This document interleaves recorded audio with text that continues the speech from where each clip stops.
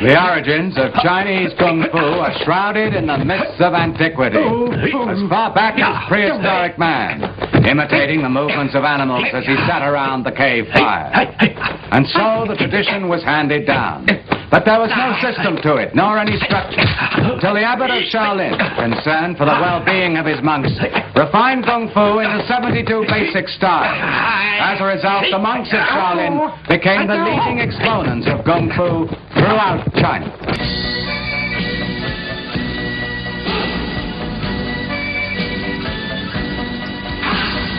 Wushu, Origins and Legends of the Chinese Martial Arts. Though legends date the origins of a standardized guide to the Chinese martial arts to the near-mythical Yellow Emperor during the Shao dynasty in roughly 2000 BCE, the earliest historical evidence points to the first known Chinese hand-to-hand combat manual, the Spring and Autumn Annuals, dating to the 5th century BCE, which laid the foundation for the later developed signature hard and soft techniques. Though dramatically exaggerated later, historical records only point to two major conflicts, the first being the defense of the monastery from bandits in 610 CE, and the defeat of Wang Shesheng in 621. By the 17th century, the practice of martial arts had become so fundamental to the Shaolin monks that they rewrote their own origin to justify the emphasis. The 7th century also saw the introduction of temple-based, institutionalized instruction built around Buddhist philosophy, the most notable of which was the Shaolin monastery, initially for the express purpose of defense.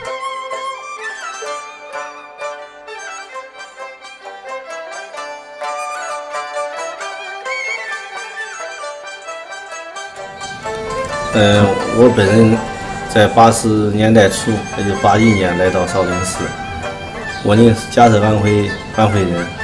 从小呢，在一个佛教家庭里边长大，从小受家庭的影响，后来立志要出家，认为佛教是非常伟大。 Though it may not be obvious in most examples, many Buddhist themes can be found in Kung Fu cinema.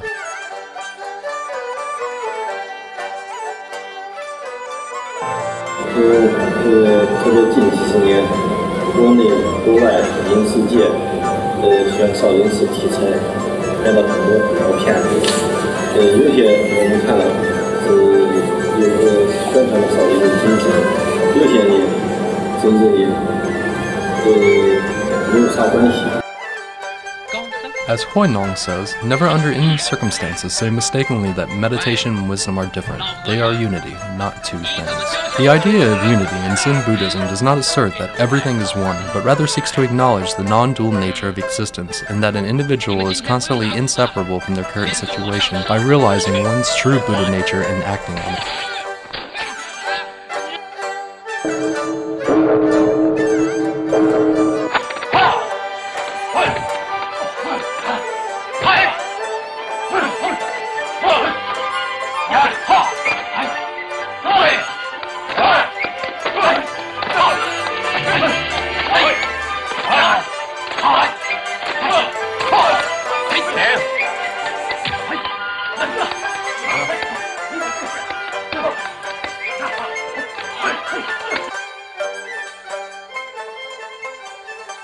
In the effort to realize one's true Buddha nature, Huinong proclaims that the straightforward mind is the place of practice. The straightforward mind is the pure land. Focus is necessary for the mind and body cultivation, yet when the mind thinks of many things and rationalizes the presently experienced, it becomes entangled and distracted. One must manage a way to focus and allow the mind to be in the revered Buddhist state of no thought. Monks often practice physically extreme and exhausting exercises to purge extraneous thought, emptying their minds.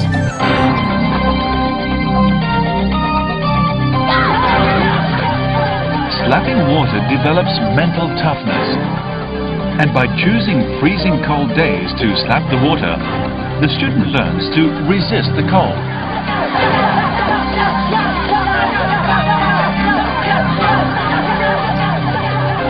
Willpower is more important than physical condition, reflecting the central aim of Kung Fu, to train both one's mental and physical power.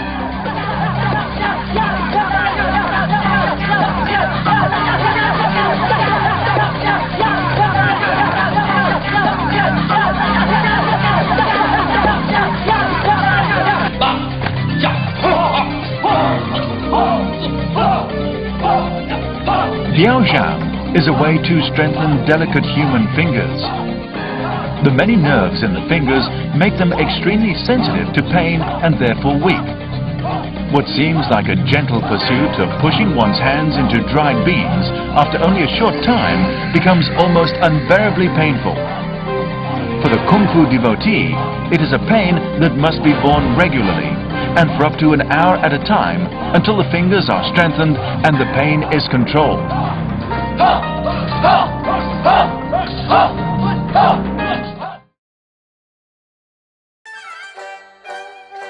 In the context of the no-thought self in Zen Buddhism, action without cognition or rationalization by the mind is more true to the ubiquitous Buddha nature. Before enlightenment through much practice, Buddhist non-action may be realized. As the Six Patriarchs poem addresses the lack of any place of dust to cling to, when the mind is empty and ceases activity, what else is there to do but act in accordance with one's Buddha nature? Occasionally, sensory deprivation was employed as a training technique to wean reliance from one well-established sense.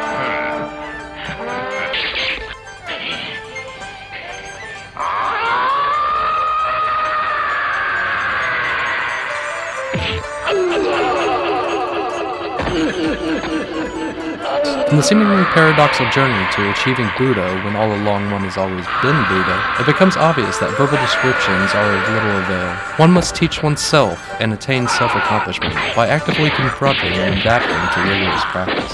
Tasks and exercises were often repeated for hours over many years, attempting to remove thought from the act they were participating in.